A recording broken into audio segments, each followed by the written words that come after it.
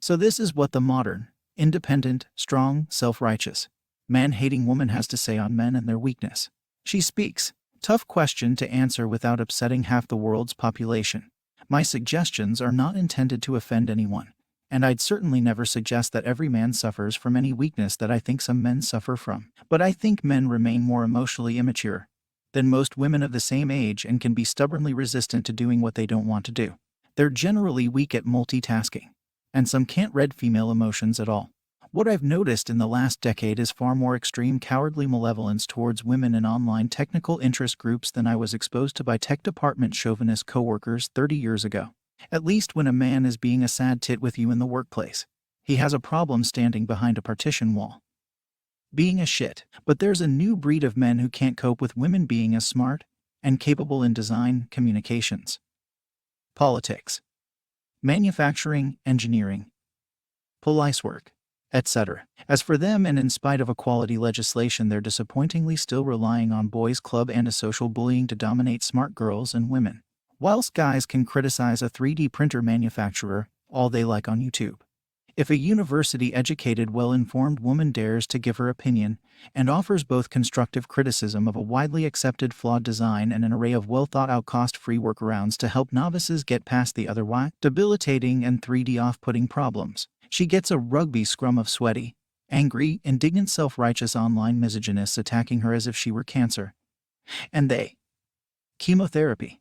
These people are not what I call men. They're insecure thugs whose arrogant self-worth revolves around how important they can make themselves feel by designing a potentially completely unnecessary 3D printable fix rather than saying first try rotating that 2020 beam is the invariably not manufactured perfectly square, so if you turn it around you may find that this fully resolves the wobbly built plate issue at no expense. Further effort. To be boorishly bullied out of an online friendly support group for being less critical but more honest than men are being because they're defensive of their SHT product or are sponsored to not rip an appallingly weak design apart when doing so. The only way to make it much better built is the height of hypocrisy. I'm afraid that's a characteristic that I find too many modern men indulge. It was interesting in this particular scenario that the men who jumped to my defense pointing out the obvious, that I'm merely stating personal opinion when saying that for the following reasons I don't believe a product aimed at first-time 3D printer buyers should require them to fix the bloody printer or own another 3D printer to print a cleverly designed repair component or half a dozen of them before they can use it, included an engineering graduate and an ex-US military man. Neither man feels remotely threatened by me having a mind of my own and being capable of asking as well as answering technical questions, whereas the men behind the support group practically insist that they are the only ones allowed to make critical appraisals, and if you visit their webpage you're causing grievous offense if you fail to massage their egos by not asking questions of them. I don't think most men are like this. What I think is that those who are hide behind the anonymity of the internet. The smokescreen lets them fire arrows at others without exposing themselves to the risk of retaliation. That's cowardly no matter who is doing it. I am not a feminist. I believe, for example, that men ought to be able to attain employment and childcare as easily as any woman does. Men are dads. Why shouldn't they be welcome to work and be treated equally and with respect in childcare?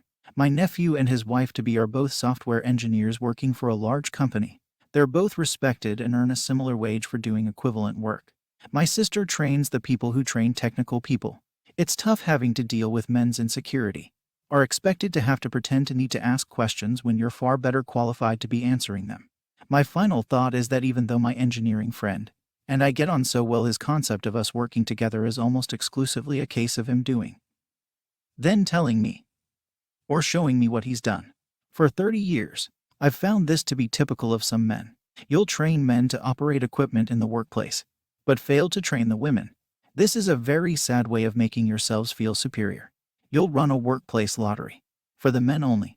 You'll accidentally fail to tell the few women on the team that there's an employer-sponsored staff night out. For the most part, women are the exact opposite of this out of work. These are my perceived weaknesses of some men, not all men, because some men are weak and others aren't. SANQ4.